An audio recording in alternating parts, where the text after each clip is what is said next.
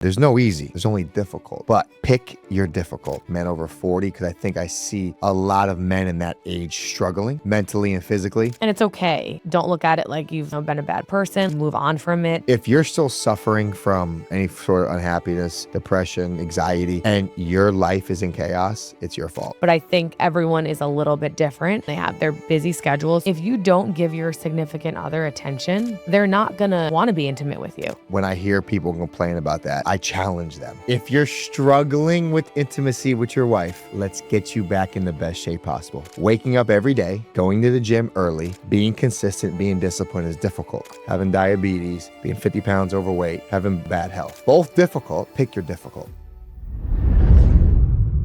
Welcome to another episode of Power Alphas. I'm one of your co-hosts, Sabby Piscatelli, and as always, my beautiful, beautiful wife, Amanda Piscatelli, is joining me. How are you today, baby? Doing great. How are you doing? Yeah, you said you had a little headache on the way over here. You okay, boo? Got a little headache, not gonna lie. I'm okay. Maybe it's that ponytail so tight. No, I actually loosened it because that does happen. Yeah. Or maybe from all my wrestling that I've done. Oh, you're wrestling? Yeah, I don't know about that, but you know, are you Got back in the hydrated? Are ring. you hydrated? Drinking a lot of water. Yep. Good. That's good. Anyway, yeah, so a lot of things going on. Thank you guys for joining us again for another episode. As you all know, Sabby launched his lifestyle reset program. We are in it. We are Fully in it. And what is some of like your take We on are this recently, in it. babe? You know what? It's been a very enjoyable process. I know we spoke about it a little bit, last podcast. But I think what's exciting is meeting new people, seeing their journeys, where they're at physically and mentally, and where they want to go. You know, I get a lot of questions. I answer a lot of questions on these phone calls, and I think what people, the common question is, they ask me, what is lifestyle reset? What does it stand for? For me, I'm a big believer. I always preached about forming a lifestyle around your gym regimen that will enhance your chances to be successful. Like for me, it's not about just working out 30 minutes a day or 45 minutes a day. It's about creating good habits, being disciplined, being consistent, and having a morning routine, a nighttime routine, and creating structure around your life that will inhibit you to be a better man or a woman. But at this point, I think my demographic, I'm going after like men over 40, because I think I see a lot of men in that age struggling mentally and physically. And I think for me personally, it's an age that is very visible, is where you can tell if someone takes care of themselves and someone doesn't. And I think that's the reality of a lot of men in their 40s. They either been chasing wealth and creating financial freedom for them or their family, but they've neglected themselves. Or you have men in their 40s that just went through a fresh divorce, unhappy, anxiety, depression, and they need to look in the mirror and understand that they let themselves go and they lost the sight of who they were in their 20s or in their 30s physically. And it's okay. I think it's definitely that's definitely a thing too. And I think it happens to everybody. Yeah, I think there's even, let yourself go, or even just like you went down a path of like, you forgot that your health is such a priority to yourself. So I feel like it's okay to go down that path of like, okay, recognize it, understand it, take accountability. Don't look at it like you've, been a bad person, like, move on from it, and don't look back, move forward. What can I do now to help, get off this train of like bad habits or toxic relationships or toxic people, and surround yourself around good people that are motivating and inspiring and help you and want you to do better in everything, not just in a career, in life. Like that's what you kind of preach all about. So I think that's okay. And I think a lot of people face that at some point in their life. And I think when people understand that the driving force of being the best version of yourself in your career, in your relationship, as a husband, as a father, as a friend, as a son, I think that force comes from being in the best physical shape that you could possibly be. I really do. I think if anybody asked me, a younger version of myself asked me what advice I'd give this person about life, is stay in the best physical shape that you could stay in because I think it prepares you for all the ups and downs in life. Mm-hmm. Think about this. I got a scenario for you. And I got a couple guys in these questions, right? I have a couple friends. I'm not going to name them. I have a couple friends, maybe a little older than me, that their intimacy is gone with their wife or their significant other, or they don't have the same kind of sexual relationship. I got to ask you a question from a female perspective. Do you think that has a factor in there that maybe both the man and the female got complacent with their physical appearance? Yeah, for sure. You do? I think there's so many different situations, but I think that definitely can be a big situation. Like, and that's the thing with couples too. Like, you can meet your significant other at a young age when you guys are both in your prime, let's say, and things change as you start to get older. You get married, you can get a little complacent. You're loved and you're excited about your future. But for women, it's like, okay, then you start to start having babies. Your body changes. It may be a little harder to get back to where you were. Whether you train, work out to get back, or whether you just sit. There's so many different scenarios. And then even for men, I think men sometimes look at it like it's the easy way of letting themselves go because their wife is in a way like feels like, oh, well, I'm getting pregnant, I'm gaining this weight. So I feel like, that's why they call it the dad bod sometimes, because it's a thing, I feel like then the man, and it kind of reflects off each other. But I feel like in a way to prevent that is like the man trying to stay in the best shape that they can be in while the woman's getting pregnant and bearing their babies and everything else. And then helping that woman when she does give birth to their child afterwards, doing everything that they could possibly do to try to get her back, whether it's helping her with the kids this way she can go to the gym, right? Or whether it's, having the resources to be able to go to the doctor and make sure everything's good with your body and to get back in the best shape that you can get into and all these different things. And I feel like the communication sometimes lacks. And I feel like sometimes there's jealousy in there too. Like some people, it can get a little toxic because then they think like a woman can feel a certain way if her husband's looking a certain way when she's not in the best shape, and then her mind could race, and which is very unhealthy. That's not the way to have a relationship, obviously, but all these things come into play. So yes, I do think a lot of it can have to do with like that aspect for sure. Well, I also, one thing I want to piggyback you said about, and I don't want people to understand this and not get this misconstrued. Going to the gym, having a routine and taking care of yourself and being in the best shape you could possibly be in sometimes doesn't mean physically you're going to be unbelievably looking good, in a sense of it's the effort that is attractive sometimes. Of course. It's the routine that's attractive to that significant other. Like you said, a mother who's given birth to 3 children and raised 3 kids, you can't expect them to look like when they were in their 20s with a tight body and a perfect butt or whatever, vice versa. That is fine. Like that's not that, oh, I'm not, no, it's, I think you fall unattracted to the person because of the laziness or the complacency or no effort of taking care of themselves from a physical aspect. Like I said, like even when I see older women in the gym, right? If I see like a 50-year-old woman in the gym, maybe a little heavier set, but she's at the gym. Right. And she's working out and she's trying.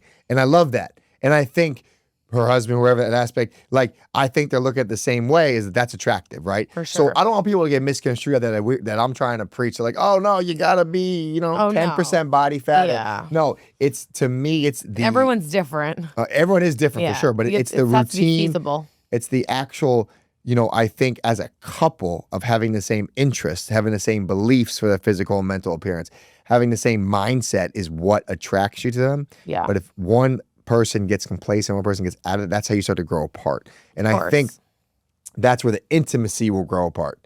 Yeah. And you'll get in a lot of trouble in your late 40s and your 50s because of it. Well, also too, like you got to remember, like, when you're young and, in general, even when you start to get older, like women and men, like they need attention. And if for sure. I don't care what anyone says, like if you don't give your significant other attention, they're not going to want to be intimate with you because already it's going to create tension. Their minds are going to start going, oh, why don't they show me attention anymore? Why don't they show affection to me anymore? They used to kiss me when they got home. Now they don't. Like, of course, someone's mind is going to start racing as to like why this could be a thing.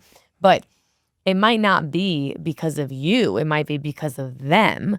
They feel a certain type of way because they're not happy with how they look or how they feel, because we all know physical, and mental is goes hand in hand. Like when you feel the best is when you look the best, and vice versa, right? Oh, 100%. I think it's more mental than physical for us. Yeah. And yes, like you just said, to your point, it's not about getting to a point where you have, go back to how you looked like in your 20s. That's not feasible. That's not real No, life. it's not real. It'll never be like that. Everyone gets old, your body changes. Sometimes it could change for the better as you get older.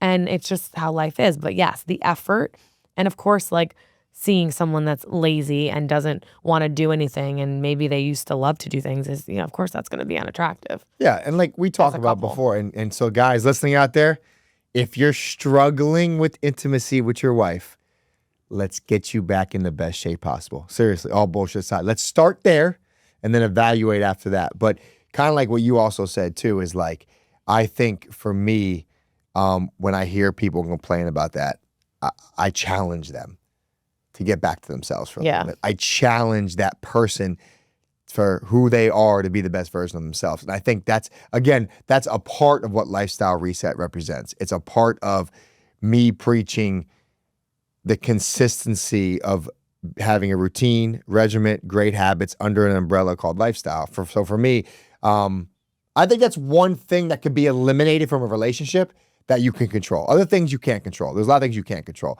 but that you could definitely control. So for the future, men out there, if you're struggling, Lifestyle Reset's your answer. So let's get it. Let's get it. Yeah, I like that, because I think also too, I'm just like, sometimes people are just so negative when it comes to like, oh, wait till you have kids, or wait till you do this, or wait till you do that. It's like, of course, we're sitting here and we don't have kids yet, so we can, talk about what we know. We don't know everything, but also at the end of the day, like, it's how you prioritize your time, right? And you see people even on social media with, like, you see couples that have 3, 4 kids, and they're still they're getting up earlier to get to the gym.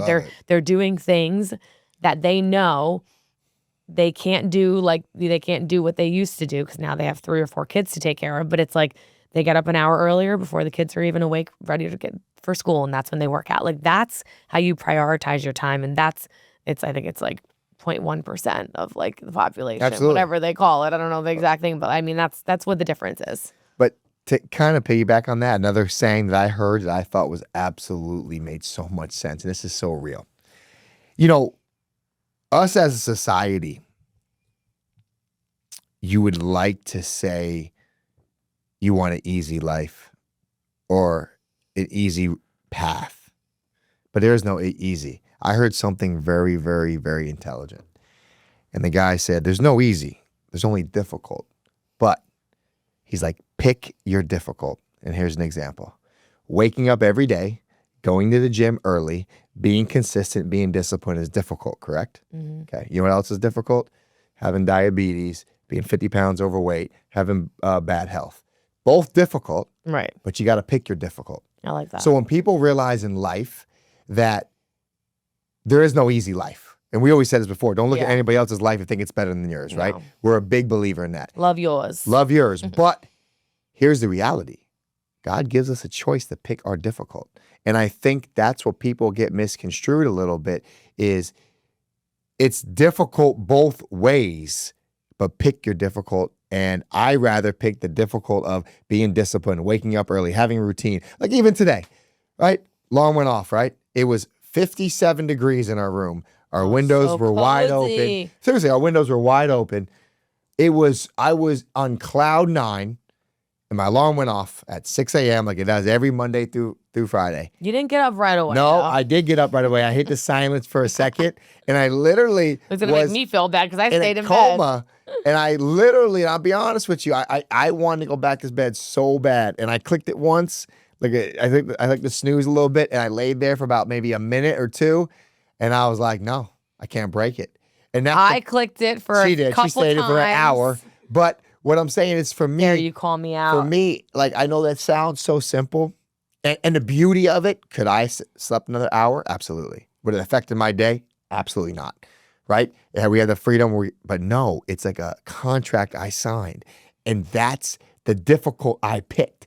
It was it could have been easy for me to sit in that bed that night, right, and sleep another hour. But in my head, I'm messed up. I got a mental, like I be thinking shit wrong sometimes in the sense of that I signed this contract that I got to wake up same time Monday through Friday and be disciplined, and that's the difficult I'm choosing.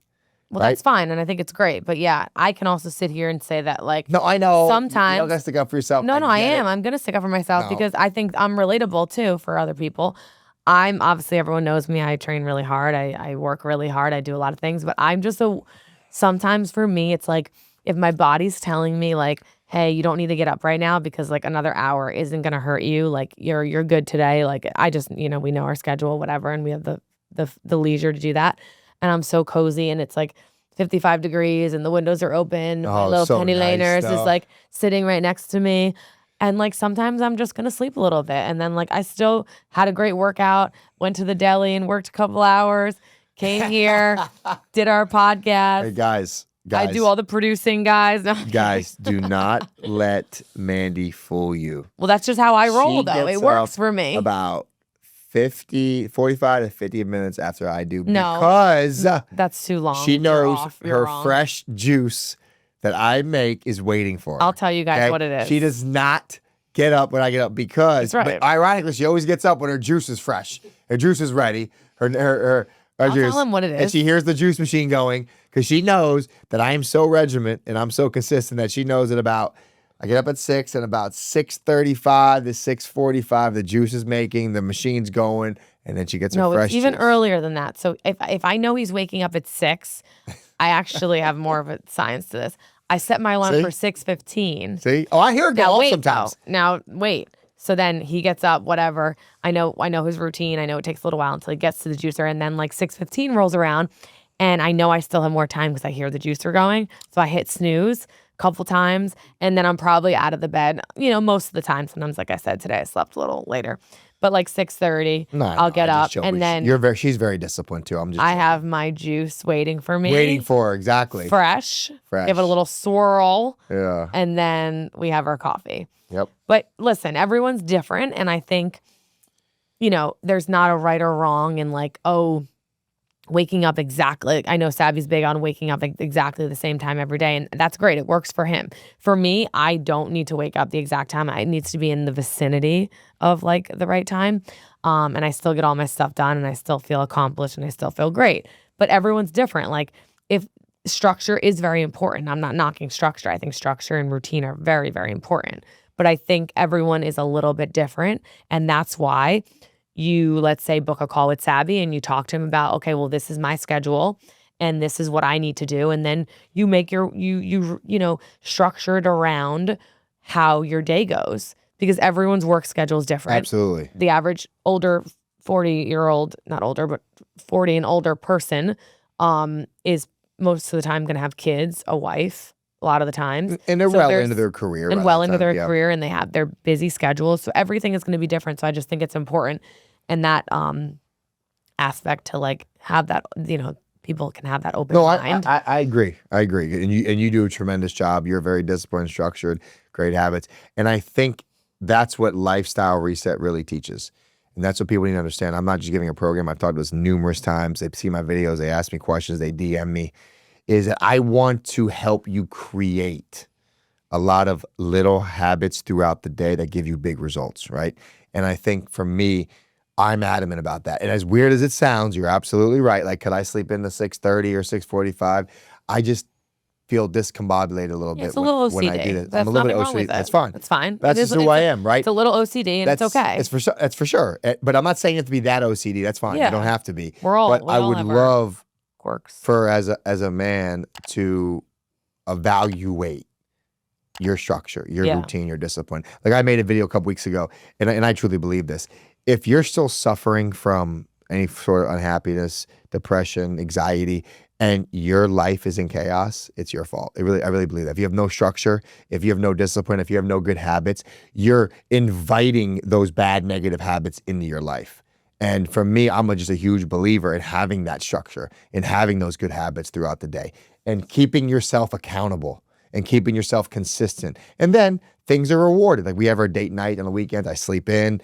And I think to that's rewarded. So that's something that Lifestyle Reset also brings to the table that I think can change a man's mindset on the little habits throughout the day. Yeah, I For sure. agree. No, And I love that's it. the thing is that I love about it. Well, speaking of relationships, we can talk about some of like the controversial aspects in it, and I would love to hear your point of view with some of this. But like, obviously, we work as a team, the two of us, in a lot of things, and it's really nice to have a partner, as well as a business partner, and us to be able to sit back and have joint ventures with each other and help each other and all those things. But what's your take on like when a couple, let's say when someone meets somebody, right? Give an example. You meet someone for the first time. They got some baggage, right? Everyone has baggage.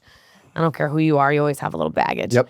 And let's say the person in their career is going through a little something and they're coming off like with a lot of debt, let's say, right? They got a lot of debt. Like money debt. Money debt, yeah. Okay. Basically, is it fair to marry someone with huge debt? How do you look at that? Is it fair? This was one of the topics that was a little controversial because it's like, say you meet someone, you really, end up falling in love and you really love them and you find out that they have all this debt. What do you do? You can't discriminate them because they have debt. Everyone has debt, technically. Everyone has debt. You're right, some aspect. But, I don't think, first of all, you can't control who you fall in love with, right? And if you really do love that person, then you'll figure it out. Right. You'll figure out a way to get through it. You'll figure out the best plan of attack. But their debt is now going to be your debt. 100%. But this is going to be controversial. I think it's how they got in that debt is very, very important to me. Yeah.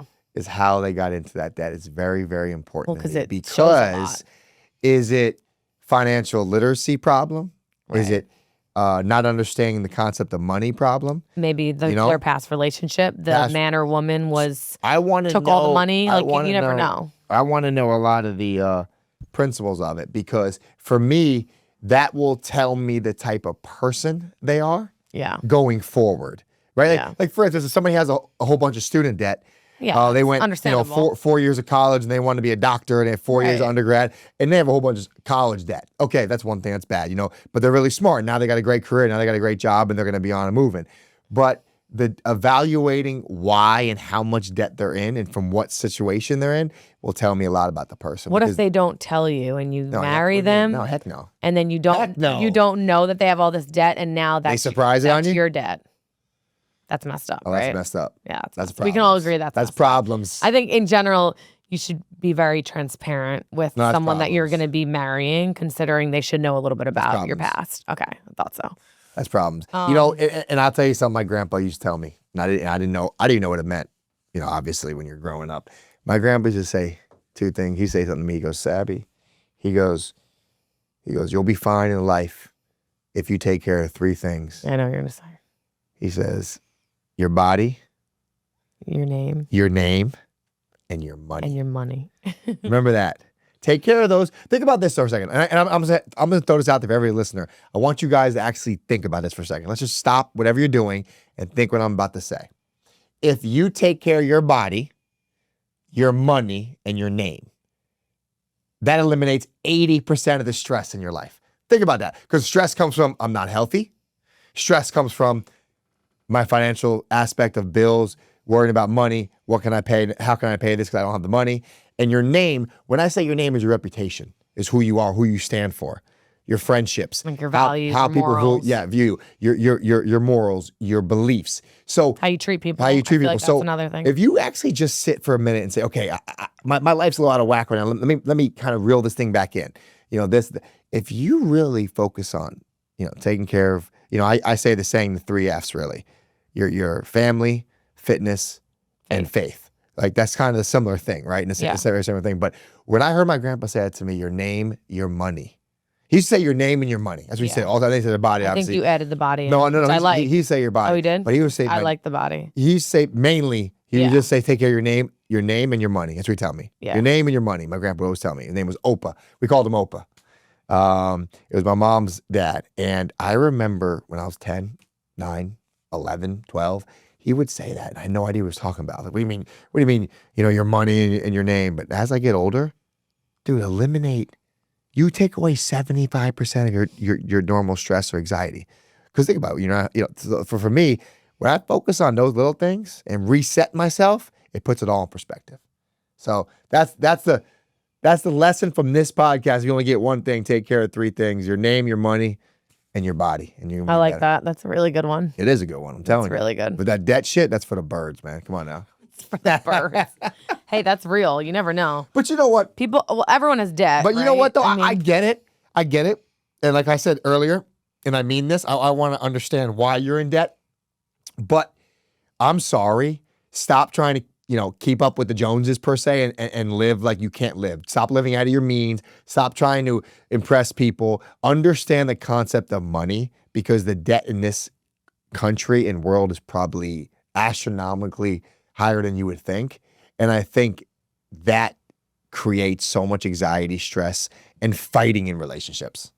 Yeah. What do you think? For sure. Yeah. It's crazy. Okay. Another question for you. Another question. We're going to be going on a year anniversary. Ooh. Do you believe it, guys? We've been married a whole year. We made it. We made it. Do you think marriage kills independence or strengthens it? In general or with us? Well, you could speak for yourself, but you could also speak for others if you want. Well, I think you could speak for yourself. Marriage kills independence or strengthens it? Wow, that's a good question. That's a really good question.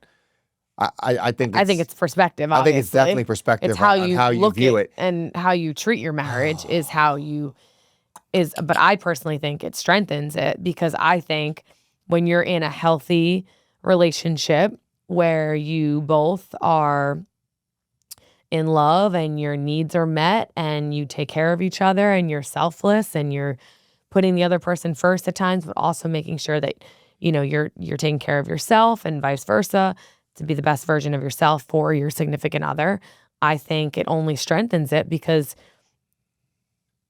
even though it's independent, so you think of it as yourself, but you're when you get married, you're no longer like an independent entity in a sense. No, everything's one. Everything is one. Yeah. You're a couple.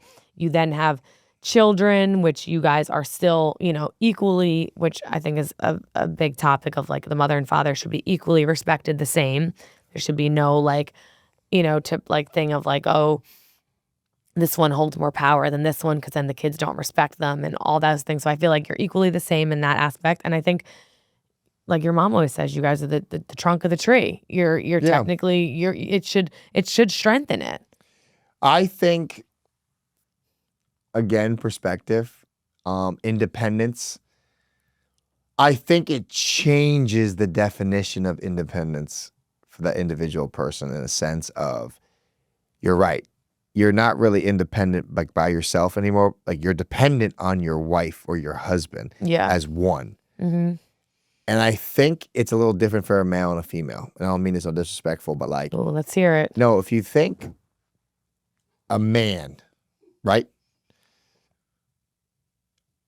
always has to be an independent person to build who he is and to build a family, right? They're a little more independent. Why can't a woman be more independent? But I'm saying some women sometimes depend on a man for their everyday life, in a sense of, like, even in a marriage, in a lot of couples, right? Most couples, who's bringing in most of the financing? The man. Nowadays? Well, there's different scenarios, but I'm talking about an average American couple. Yeah, we're talking about roles a little bit here, but sure. But what I'm saying is, a man like still has some sort of independency in a marriage to provide for their Provide, family, right. right? That's the only independent variable I think in a relationship. But as a couple, they should be more dependent on themselves to become better. But then on the flip side, like, don't you feel like men depend on the woman to be the caretaker more? Yeah, for the caretaker kids. for the kids. What if the both parents work just as much as the same? There you go. There's a balance you got to come into play. It's a good question. I think it's like a loaded question too. It's a loaded question. It's a loaded for sure. question for sure. But I think though too, how I described it, I'm not saying that you lose your independence, because I think having your own independence is very important. And I think since like we've been married for a year, like you have to have your independence, you have to have your alone time, you have to have your just time to yourself. But I think it should, in a healthy relationship, strengthen the couple, because you good? No, I'm choking. It should strengthen the couple and the relationship as a whole, because I think when I'm only giving 20% one day because I'm not feeling great, you're coming in with the 80 and you're helping us to get to where we need to be. One day you're not feeling great because of something and I'm coming in with the rest. So I think you have to feed off of each other it's kind of like an outlet, right? Like the plug, like you guys have to like work together. Good analogy. Kind of. Is that a good analogy? I don't know if that made sense. I might have just came out of it. You know what I mean though? Like to end this one, the last thing I want to say, but you make a good point and you're absolutely correct. I was a very independent man, I think, going through college and then my young 20s, even 30s. Like I said, I didn't even live with a woman until I lived with you at 38. So I was very independent, right? I was very my own routine, my own structure. But what's crazy, I don't know how you feel about this, now that we're married and we do a lot of things together, we spend a lot of time together, I can't imagine going back to that. Like even when we are not with each other for like 2 days, like if you fly home to Florida, or I fly home to Florida for like 2 days, missing me. No, it's like I'm lost without you. No, I'm serious. No, we do. It's like you're lost without that person. Yeah, for sure. Because you get so indulged in now your life with them is that you're not independent anymore. You're more dependent on each other. Right. Right. So even just for our own company's sake, 100%. like we just like to be around. Like each I don't other. even like I used to love being by myself. Yeah, back in my 20s. Like now I don't like being by myself anymore. Yeah. So I miss you. Well, that's the way it should be developed. That's the way it should be, and that's just a pure message of like, marry someone that you really do like hanging out with at the end of the day. Because if you had no friends, if you had no friends, and God forbid you're stranded on an island with your significant other, like you want to enjoy the time with them. You don't want to just have a physical attraction. You don't want to just not have a physical attraction and just be able to be good friend. Like it needs to have all that into play. And I feel like that's a good example of the two of us, because we are like that. And this is just some hope for everyone out there that might be looking for a relationship or is trapped in the societal world that we live in of like too much accessibility and too many things, or doubting relationships because men complain about their wives or women complain about their husbands and all these things. Like just know that there is hope out there to find someone that you are compatible with and that you actually like being around. Like we actually like being around each other. Sometimes we're around each other like too much, or I'm like, okay, I gotta go. No, I'm just kidding. Yeah, okay. Better be kidding. Just kidding. Well, on that note, yep. Thank you guys for listening. You guys can find us on Spotify, Apple Podcasts, wherever you listen to your podcasts. And make sure you check out the latest OFTV videos that will be dropping soon, where I get back in the ring, see if I still got it, thanks for listening. And we'll see you guys next time.